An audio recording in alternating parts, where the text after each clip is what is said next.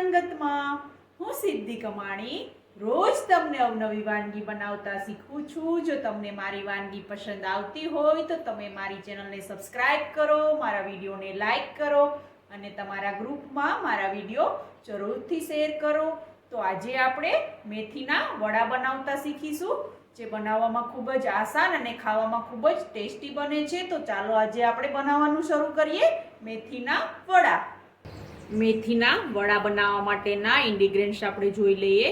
મેં અડધી વાટકી તેલ લીધું છે વડા બનાવવા માટે, 1 કપ પાણી, અડધી વાટકી ઝીણી સમારેલી લીલી મેથી લીધી છે, 1 મોટી ચમચી સફેદ તલ, 1 નાની ચમચી આખું જીરું, 1 ચમચી આખા ધાણા, 2 નાના ટુકડા 2 ઇંચના ટુકડા આદુના લીધા છે, 1 નાની ચમચી આમચૂર પાવડર, 1 નાની ચમચી હળદર પાવડર, અડધી ચમચી ગરમ મસાલો, 1 ચમચી લાલ મરચું પાવડર, 1 ચમચી નમક, 5 લસણની કળી, 2 મોટી ચમચી ઝીણી સમારેલી કોથમીર, 2 મીડિયમ સાઇઝના મરચાના ટુકડા, 1 વાટકી ચોખાના પૌવા જે આવે છે તે, અને અડધી વાટકી ચણાનો લોટ લીધો છે। તો ચાલો આપણે બનાવવાનું શરૂ કરીએ એકદમ ટેસ્ટી એવા મેથીના વડા।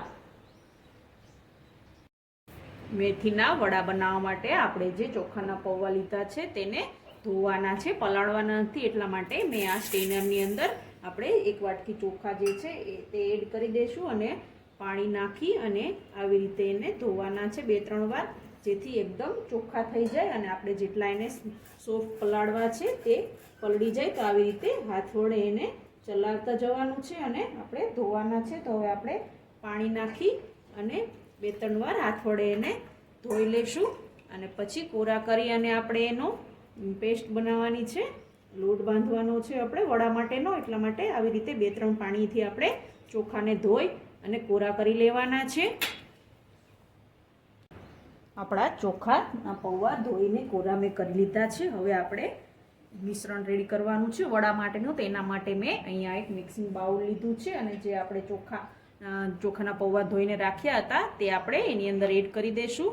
તમે જોઈ શકો છો આપણા પૌવા મસ્ત રીતે પલળી ગયા છે અને આવી રીતે કટ થઈ જાય છે પ્રેસ કરીએ તો। હવે આપણે એની અંદર જે મેથી મેં સમારીને ધોઈને ઝીણી સમારી છે તે એડ કરી દઈશું। અડધી વાટકી આપણે 1 કપ ચોખાના પૌવા લીધા તો એની સામે આપણે અડધી વાટકી મેથી લેવાની છે। હવે આ મિશ્રણને આપણે થોડીવાર આમ જ રાખી દઈશું રેસ્ટ કરવા માટે અને આપણે અંદર નાખવા માટેનો મસાલો પેસ્ટ કરવાની છું। તો આપણે હવે એક મિક્સર જારની અંદર જે મેથીના વડામાં નાખવા માટેનો મસાલો રેડી કરી લઈશું। આપણે મેથીના વડાના મિશ્રણમાં નાખવા માટે મસાલો રેડી કરવા માટે મેં અહીંયા એક મિક્સર જાર લીધું છે, એની અંદર જે મેં મરચાના ટુકડા 5 થી 6 લીધા હતા તે એડ કરી દઈશું, 4-5 કળી લસણની છે તે એડ કરી દઈશું, આદુના જે 2 ટુકડા લીધા હતા નાના તે આપણે એડ કરી દઈશું, આખું જીરું છે 1 ચમચી તે એડ કરી દઈએ અને આખા ધાણા 1 ચમચી એડ કરી દઈએ અને બધી જ વસ્તુને આપણે અધકચરી પેસ્ટ બનાવી લઈશું। તો હવે આપણે બધા જ મસાલાને ક્રશ કરી લઈએ। આપણો મસાલો ક્રશ થઈ ગયો છે, તો હવે આપણે મિશ્રણમાં એડ કરી દઈશું।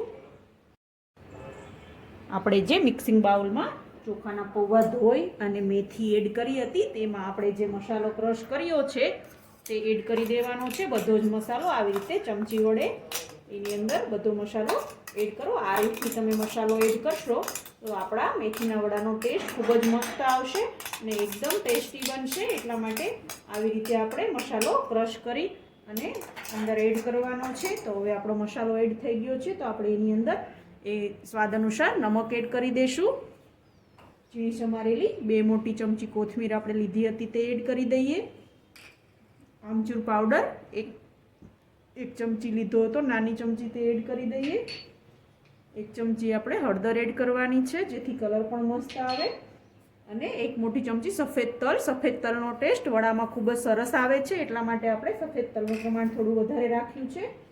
ગરમ મસાલો અડધી ચમચી, સ્મેલ સારી આવે આપણા વડામાં અને ટેસ્ટ પણ સરસ આવે। જો તમને પસંદ હોય તો તમે યુઝ કરજો, નહીંતર તમે સ્કીપ પણ કરી શકો છો।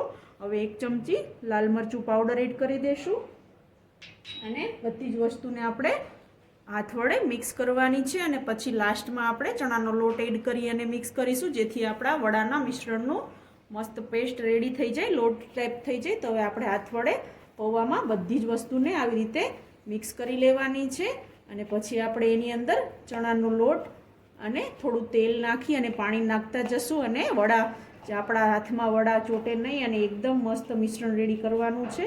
તો તમે જોઈ શકો છો આપણી બધી જ વસ્તુ મસ્ત રીતે પૌવા મેથી એ બધું મસ્ત મિક્સ થઈ ગયું છે. તો હવે આપણે એની અંદર ચણાનો લોટ નાખતા જશું અને આપણા વડા વડે એવું મિશ્રણ રેડી કરવાનું છે.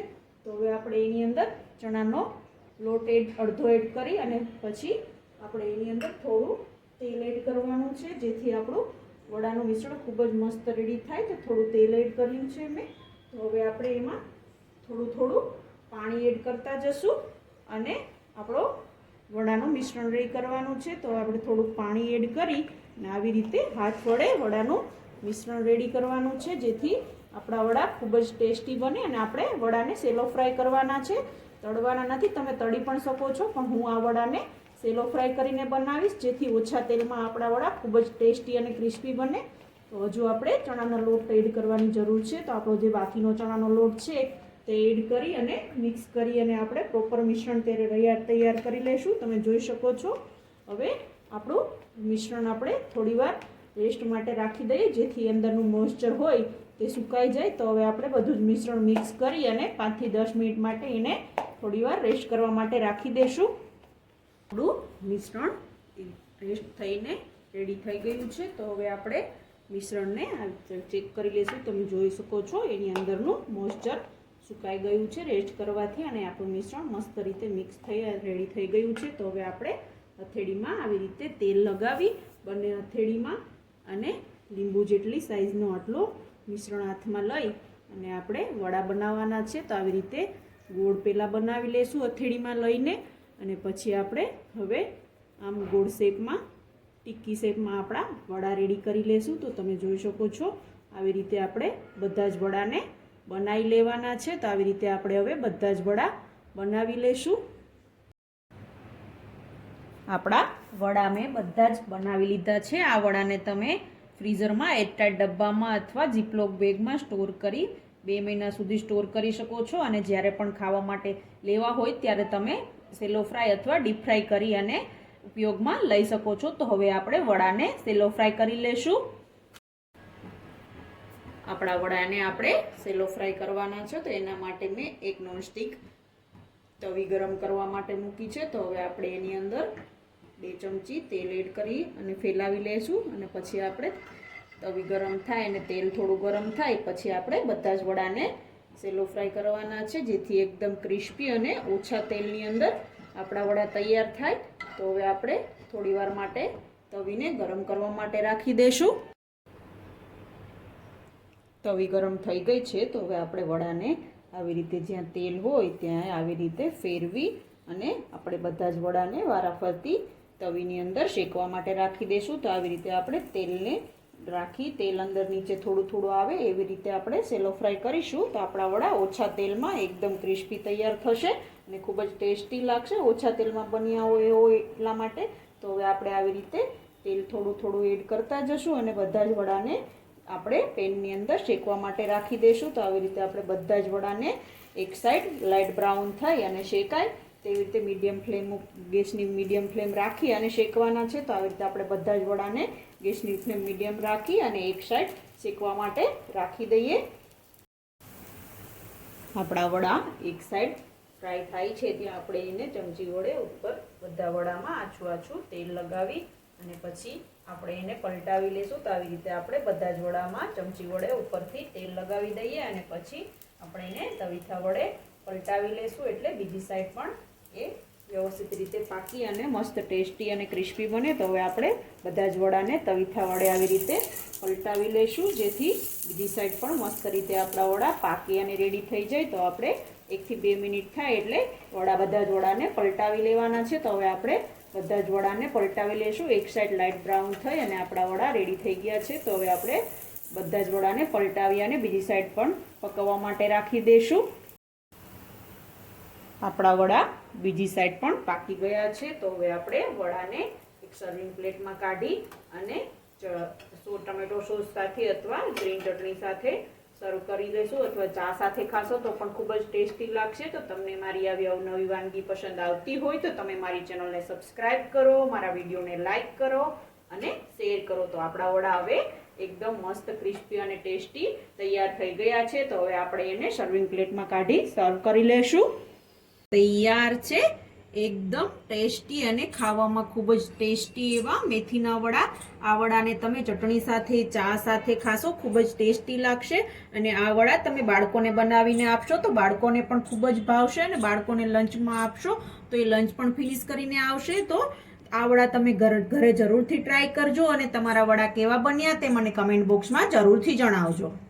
કેવી લાગી આજની રેસીપી તમને? જો તમને મારી રેસીપી પસંદ આવી હોય તો તમે મારી ચેનલને સબસ્ક્રાઇબ કરો, મારા વિડીયોને લાઈક કરો અને શેર કરો. તો રોજ આવી અવનવી વાનગી જોવા માટે જોતા રહો રંગત, ખાણીપીણીના શોખીન ગુજરાતીઓની. Thanks for watching.